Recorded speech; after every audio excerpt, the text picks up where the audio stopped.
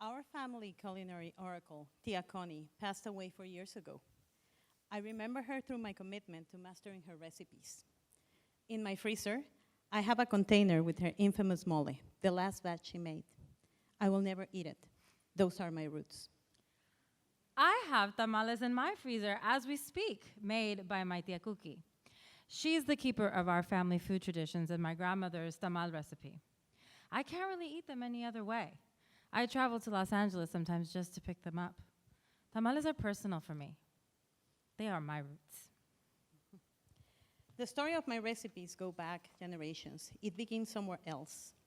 I hail from caciques, artisans, and healers who grew their own food, cook in open kitchens, and believe in the power of herbs to flavor food and heal the body. The first chapter begins in Olinala, Guerrero. In the first pages, there are arranged marriages, unexpected pregnancies, and intense obligations. On my father's side, my aunt, who was the firstborn, held a charge of not marrying in order to take care of her parents. Yes, like the movie. This tradition exists. While Tia Carmela complied with this expectation, she shook things up by declaring that her sisters would also not marry. She was a character. Our family memories live in the art my great-grandparents made, the corn my grandmother ground each morning, and the pinches of salt and spices that my aunts put on each dish. The spices tell a story. Translating my family spices and recipes onto a page and onto my own cooking was as much about figuring measurements as telling the stories behind them. My story begins somewhere else, too. I first understood El Salvador, the back home my family always referenced, primarily through stories and food. My father constructed this place for me through colorful storytelling, which included informing me I was conceived there, along with the latitude and longitude. My hippie parents baptized me back home when I was 2 years old. Back home was the connection to tradition and ritual.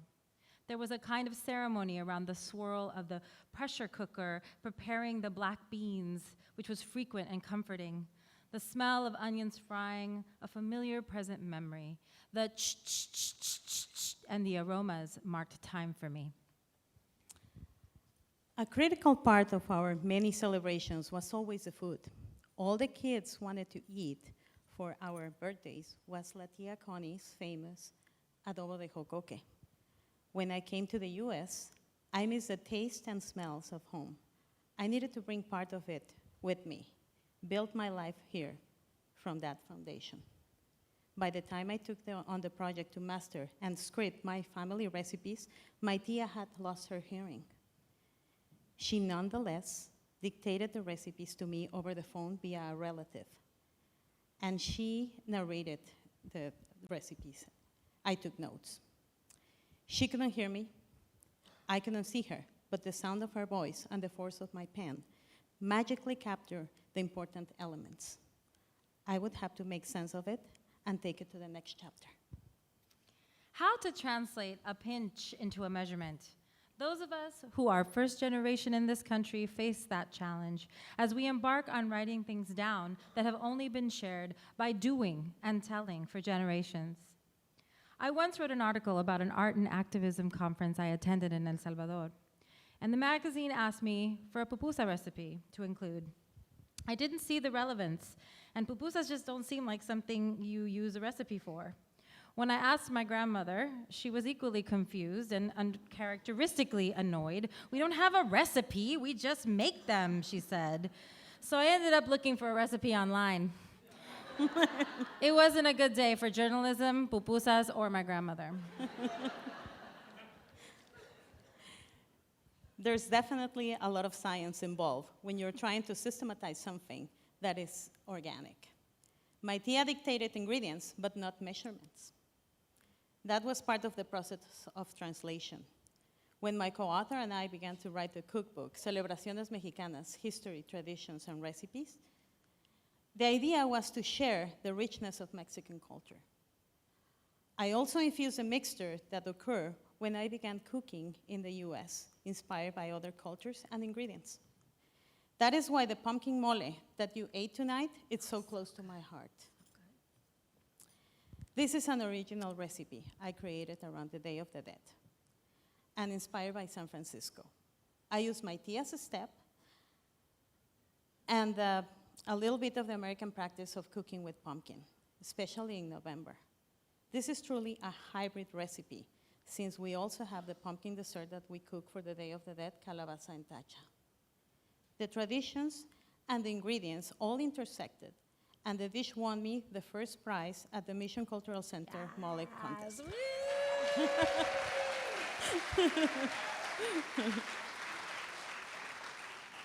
Yes, yes. I grew up here, but my palate never computed eating pumpkin, although it was delicious tonight, really delicious. It wasn't something my family knew. Yet we also constructed our holiday menus from various points of reference, and over time, those menus evolved. My mother's Thanksgiving turkey was based on a recipe my great-grandmother passed down. It centers around a thick sauce that reminds me of a kind of mole. Although the bigger deal was the day after Thanksgiving, when we would have the famed Salvadoran panes con chumpe. At some point, some canned cranberry sauce made it on the table, but I didn't go for that. It's all about how you combine different ingredients. I came to the US to work as a graphic designer. Now I combine my skills through menu development. I help plan menus to embody the theme and the spirit of the event. The journey to running my own business was a windy road. I struggled to navigate the labyrinth at City Hall. I needed a recipe on how to start my business. And thankfully, Women's Initiative and La Cocina have written it for me. As I help people connect a story with ingredients, I realized it's not just about capturing and documenting the old stories. It's about writing new ones. Today, as a business owner, cookbook author, and menu designer, I have found the right ingredients and crafted my own recipe for success. Thank Thank you. you.